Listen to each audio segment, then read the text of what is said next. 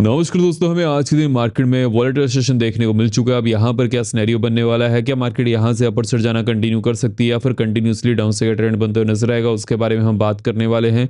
कौन कौन सी चीज़ें यहाँ पर इंपॉर्टेंट हैं जिसके ऊपर फोकस करना है, कौन सी अपडेट सुनने को मिल जा रही हैं और कौन से लेवल्स यहाँ पर देखने को मिल जा रही हैं जिसके ऊपर ध्यान रखना पड़ेगा। साथ ही साथ सेंसेस की एक्सपायरी भी होने वाली है बिकॉज थर्सडे दिन हॉलीडे है।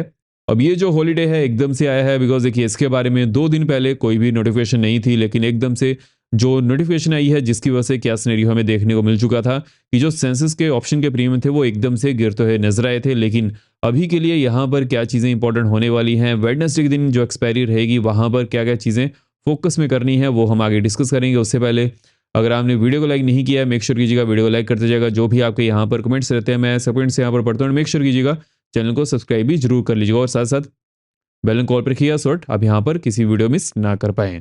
देखिए हमने यहाँ पर इन जोन्स को डिस्कस किया था, मार्केट में अच्छी तरह से पैन आउट होते नजर आई। जैसे ही मार्केट ने जो फर्स्ट 5 मिनट कैंडल थी 850 नीचे क्लोज की, उसके बाद मार्केट ने डाउन साइड जाना कंटिन्यू किया। मार्केट ने कहाँ पर सपोर्ट ली है 7052 टू 690। उसके बाद यहाँ से जब मार्केट अपर साइड भी जा रही थी मार्केट ने अगेन 800 टू 805 से रिस्टन लेते हुए अगेन डाउन साइड जाना कंटिन्यू किया। एंड देन मार्केट ने जैसे ही 705 टू 690 की जोन को तोड़ा उसके बाद डाउन साइड में मार्केट ने 630 टू 615 की जोन को टेस्ट किया और यहाँ से एक हमें रिवर्सल भी देखने को मिल चुका है। तो जो भी हम यहाँ पर जोन्स को डिस्कस करते हैं मार्केट में इंपॉर्टेंट होती है, मेक श्योर कीजिएगा चैनल को सब्सक्राइब करने के साथ साथ वीडियो को लाइक भी जरूर कीजिएगा। अगर हम अपडेट की तरफ बढ़े कि मार्केट में कौन कौन सी इंपॉर्टेंट अपडेट हैं जिसके ऊपर हमें फोकस करके चलना है। देखिए अगर हम ओवरऑल मार्केट के सिनेरियो की तरफ बढ़े तो मंडे के दिन तो मार्केट यहाँ पर बढ़ते हुए नजर आई थी, लेकिन ट्यूसडे दिन मार्केट ने गिरावट शो किया। अब उसके पीछे का क्या रीजन है, बिकॉज अर्ली मॉर्निंग हमें यहाँ पर क्या सुनने को मिला ट्रम्प की तरफ से कि जो भी ईरान से ऑयल को इंपोर्ट करता है उनके ऊपर एक्स्ट्रा 25% टैरिफाई किया जाने वाला है।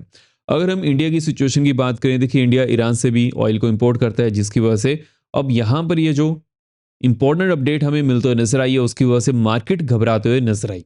हालांकि देखिए इसके ऊपर एक बहुत बड़ा पेच है। अगर हम ओवरऑल सिनेरियो की तरफ बढ़े तो ऐसा नहीं है कि इंडिया ईरान से बहुत ज़्यादा ऑयल को इंपोर्ट करता है, बहुत ज़्यादा कम क्वांटिटी में ऑयल को इंपोर्ट किया जाता है। अगर ये बंद भी होता है उस समय भी कुछ ज़्यादा सिनेरियो बनते हुए नजर नहीं आएगा। और जैसे कि जो वेनेजुएला का ऑयल है, पहले तो वेनेजुएला किसी को भी ओपनली बेच नहीं सकता था ड्यू टू सैंक्शंस, लेकिन अभी के लिए जैसे कि ट्रम्प ही वेनेजुएला को चलाने वाले हैं उसकी वजह से क्या सिनेरियो बनते हुए नजर आएगा कि जो वेनेजुएला का ऑयल है वो भी अदर कंट्रीज के लिए ओपन हो चुका है, जिसकी वजह से जो ट्रम्प का यहाँ पर 25% टैरिफाई की बात है ऑन द ईरान, उसकी वजह से डोमेस्टिक मार्केट पर हमें कुछ ज़्यादा इंपैक्ट पड़ता हुआ नजर नहीं आएगा और उसका हमें यहाँ पर एक सिग्नल भी देखने को मिल चुका है। मार्केट रिवर्सल लेते हुए नजर आई है। पहले तो मार्केट ने जो लॉन्ग टर्म शॉर्ट ट्रेडर्स हैं उनको ट्रैप किया, उसके बाद फिर से यहाँ पर अपर साइड जाते हुए नजर आई। अब यहाँ पर मेरा क्या मानना है, मान लीजिए कि मार्केट 760 के ऊपर ही गैप ओपन करते हैं उसके बाद अगेन कंटिन्यूटी में अपर साइड जा सकती है। हालांकि अगर मॉर्निंग तक कुछ भी यहाँ पर अपडेट मिलती है वो तो चलिए हम डिस्कस करने वाले हैं, बट अगर हम यहाँ पर नेक्स्ट अपडेट की तरफ बढ़े, देखिए नेक्स्ट अपडेट ग्लोबल मार्केट के लिए बहुत ज़्यादा इंपॉर्टेंट हो जाती है बिकॉज अगर हम रिसेंट मार्केट अपडेट्स की बात करें, चाइना और यूएसए में जो टैरिफ डील यहाँ पर कंप्लीट हो चुकी थी, उसके बाद जो ट्रम्प ने यहाँ पर ईरान के ऊपर अगेन जो भी ईरान से ऑयल को इंपोर्ट करता है उनके ऊपर 25% टैरिफाई की बात की है। अब देखिए चाइना एक नेट बायर है ईरान ऑयल का। चाइना वेनेजुएला से भी बहुत ज़्यादा ऑयल को इंपोर्ट करता था सस्ते में और ईरान से भी बहुत ज़्यादा ऑयल को इंपोर्ट करता है कम पैसों में। देखिए जिस भी कंट्री के ऊपर सेक्शन लगती है अगर वो ऑयल को बेचना चाहें तो वो बेच नहीं पाते हैं, जिसकी वजह से उन्हें सस्ते दामों में तेल को बेचना पड़ता है। और वहां पर कौन एक बड़ा प्लेयर है, वो चाइना है। देखिए चाइना एक क्रूड ऑयल कंज्यूमिंग कंट्री है। अगर उन्हें कहीं से सस्ता ऑयल मिलेगा वो वहां पर भागना शुरू करेंगे। वो यूएसए की भी केयर नहीं करते हैं। अगर हम इंडिया की बात करें, इंडिया फिर भी यूएनओ की बात को मानना पड़ता है बिकॉज कहीं ना कहीं ग्लोबल मार्केट में इंडिया इतना ज़्यादा स्ट्रांग नहीं है जितना चाइना है, लेकिन फिर भी हम ईरान से भी ऑयल को इंपोर्ट करते थे, कुछ ना कुछ ऑयल को वेनेजुएला से भी इंपोर्ट किया जाता था। लेकिन बिकॉज इंडिया और रशिया के यहाँ पर रिलेशन अच्छे हैं जिसकी वजह से रशिया से ज़्यादा ऑयल को इंपोर्ट किया जाता था, लेकिन वहां पर भी ड्यू टू ट्रम्प सैंक्शंस बहुत ज़्यादा ऑयल को कम इंपोर्ट करना शुरू कर दिया है। अब यहाँ पर क्या हमें सिचुएशन देखने को मिल जाती है, जब भी यूएसए किसी भी कंट्री के ऊपर सैंक्शन लगाता है उस समय चाइना उस कंट्री की तरफ जाता है और उनके जो रिसोर्सेज हैं उनको सस्ते भाव में खरीदना शुरू कर देता है because China second largest economy है और पावरफुल कंट्री है। देखिए हालांकि हम कहने को अपनी कंट्री को पावरफुल कह सकते हैं, लेकिन as compare to China and USA हमारी कंट्री इतनी ज़्यादा पावरफुल नहीं है। अगर हम चाइना की भी बात करें तो चाइना भी $20 ट्रिलियन की इकोनॉमी है। अगर हम इंडिया की बात करें तो इंडिया $5 ट्रिलियन की इकोनॉमी है। एंड यूएसए की बात करें तो यूएसए $30 ट्रिलियन के आसपास है। अब इतना बड़ा फर्क जो हमें यहाँ पर देखने को मिल जाता है कि यूएसए से 6 गुना ज़्यादा एंड चाइना से 4 गुना ज़्यादा। अब जब भी कोई ऐसी सिचुएशन बनती है उस समय हमें बहुत ज़्यादा सोच समझकर डिसीजन लेना पड़ता है, जो कि चाइना कभी नहीं लेता है।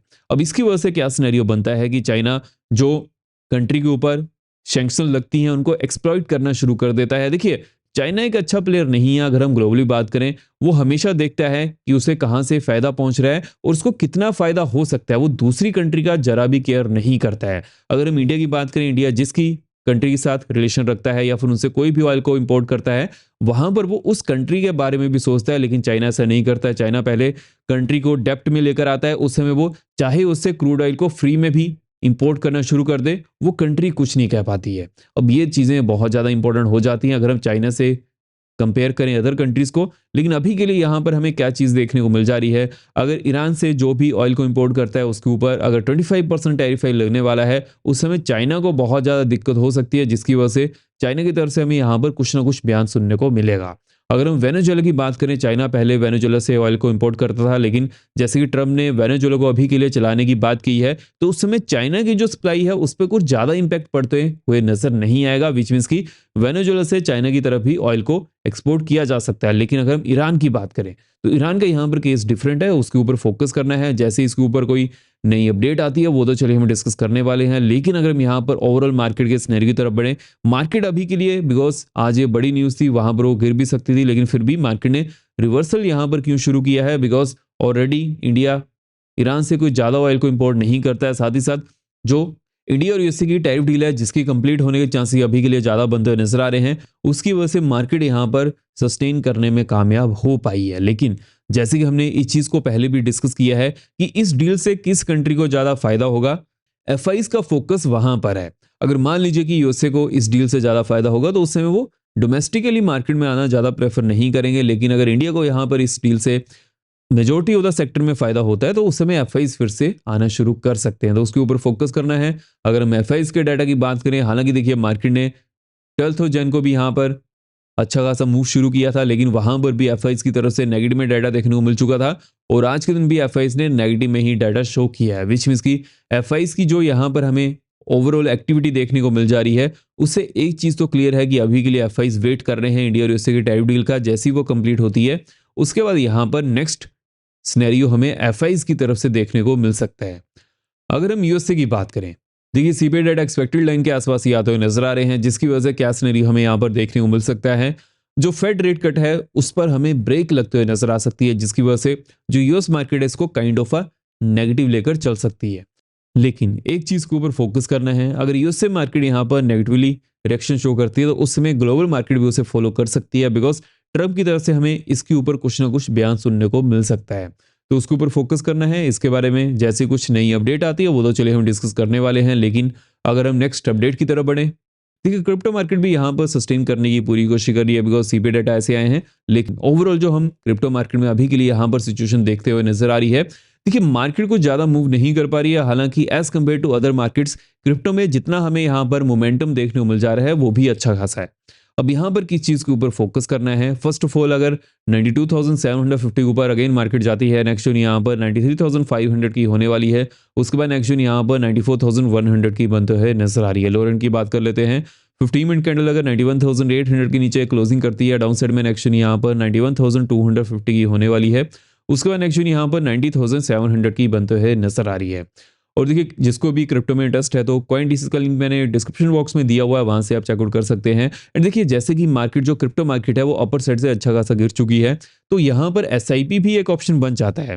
कॉइन डीसीज में एक ऑप्शन है जहां पर आप एसआईपी भी शुरू कर सकते हैं। जिसको भी इंटरेस्ट है तो कॉइन डीसीज में अकाउंट ओपन करिएगा, उसके बारे में मुझे मैसेज कर दीजिएगा। जिसको भी क्रिप्टो चैनल में जो मैं अपडेट करता हूँ उसके बारे में जानना है।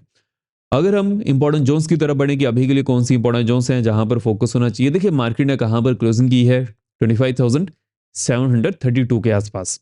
अगर मान लीजिए कि मार्केट 760 के ऊपर ही ओपन करती है, उसके बाद नेक्स्ट जोन यहाँ पर ऑलमोस्ट 805 टू 815 की बनते हुए नजर आ रही है। उसके बाद जो नेक्स्ट जोन हमें यहाँ पर देखने को मिल सकती है 860 टू 875 की बनते हुए नजर आ रही है। अगर 15 मिनट कैंडल इसके ऊपर भी क्लोज करती है, नेक्स्ट यहाँ पर 925 टू 940 देखने को मिल सकती है। हालांकि मेरा यहाँ पर क्या मानना है कि मार्केट इन जोन्स को टेस्ट करने की पॉसिबिलिटी तो है, लेकिन इनको तोड़कर ऊपर जाती है इसकी पॉसिबिलिटी बहुत ज़्यादा कम है। बिकॉज अभी के लिए मार्केट में जो हमें सिचुएशन देखने को मिल जा रही है, यहाँ पर जो बिग प्लेयर्स का वेट है, इंडिया और यूएसए की टैरिफ डील कैसे कंप्लीट होती है उसके ऊपर वो ज़्यादा फोकस कर रहे हैं। अगर हम लोअर एंड की बात करें, लोअर एंड में 705 टू 690 नीचे अगर मार्केट जाती है, डाउन साइड में नेक्स्ट यहाँ पर 632 615 की देखने को मिल सकती है। उसके बाद जो नेक्स्ट यहाँ पर बनते हुए नजर आ रही है 530 की देखने को मिल सकती है। एंड यहाँ पर जो नेक्स्ट बनते हुए नजर आ रही है 455 की देखने को मिल सकती है। लेकिन यहाँ पर इस चीज के ऊपर फोकस करना है कि मार्केट जब भी इन जोन्स के आसपास आएगी तो वहां पर 15 मिनट कैंडल क्लोज करने का वेट करना पड़ेगा। अगर हम बैंक्स की बात करें कि बैंक्स में अभी के लिए कौन सी इंपॉर्टेंट जोन्स बनते हुए नजर आ रही है, देखिए बैंक्स ने कहां पर क्लोजिंग की है, 59,580 के आसपास हमें क्लोजिंग देखने को मिल चुकी है। अगर मार्केट इसके ऊपर ही ओपन करती है, नेक्स्ट यहाँ पर 680 की बनने वाली है। उसके बाद नेक्स्ट यहाँ पर 855 की बनते हुए नजर आ रही है। 980 टू 60,025 की देखने को मिल सकती है। लोअर एंड की बात कर लेते हैं, अगर मार्केट 565 के नीचे ही ओपन करती है और जो फर्स्ट 5 मिनट कैंडल है नेगेटिव बनती है, डाउन साइड में नेक्स्ट यहाँ पर 430 टू 400 की होने वाली है। उसके बाद नेक्स्ट 250 टू 220 की देखने को मिल सकती है। उसके बाद जो नेक्स्ट यहाँ पर बनते नजर आ रही है 100 की देखने को मिल सकती है। अगर हम सेंसेस की बात करें, बिकॉज सेंसेस में एक्सपायरी भी है। अब देखिए यहाँ पर किस चीज़ के ऊपर फोकस करना है, जहां पर सेंसेस ने क्लोजिंग की है एक इंपॉर्टेंट जोन है। अगर मार्केट 83,610 के ऊपर ही ओपन करती है, उसके बाद नेक्स्ट यहाँ पर 775 की बनने वाली है। उसके बाद नेक्स्ट 950 की देखने को मिल सकती है। हालांकि यहाँ पर मार्केट के रेसिम लेने के चांसेस ज़्यादा बनते हुए नजर आ रहे हैं। लेकिन अगर मार्केट 84,000 के ऊपर ओपन करती है, नेक्स्ट यहाँ पर 84,165 की देखने को मिल सकती है। लोअर एंड की बात कर लेते हैं, देखिए लोअर एंड में अगर मार्केट 610 के नीचे ही ओपन करती है, उसके बाद नेक्स्ट यहाँ पर 500 की देखने को मिल सकती है। एंड 425 टू 400 की नेक्स्ट बनते हुए नजर आ रही है। हालांकि यहाँ पर इस चीज के ऊपर फोकस करना है। अगर 15 मिनट कैंडल 400 के नीचे क्लोज करती है, डाउन साइड में नेक्स्ट यहाँ पर 180 टू 140 की देखने को मिल सकती है। एंड नेक्स्ट जोन 83,000 की बनते हुए नजर आ रही है। अगर 15 मिनट कैंडल इसके नीचे भी क्लोज करती है, डाउन साइड में नेक्स्ट यहाँ पर 82,850 टू 800 की देखने को मिल सकती है। तो इस वीडियो में हमने कौन सी यहाँ पर इंपॉर्टेंट जोन्स बनते हुए नजर आ रही है, कौन सा मार्केट में यहाँ पर सिनेरियो देखने को मिल सकता है, अपडेट कैसी देखने को मिल जा रही है, सभी चीजों के ऊपर हमने डिटेल्ड एनालिसिस कर लिया है। अब हम मिलते हैं नेक्स्ट वीडियो में। जय हिंद।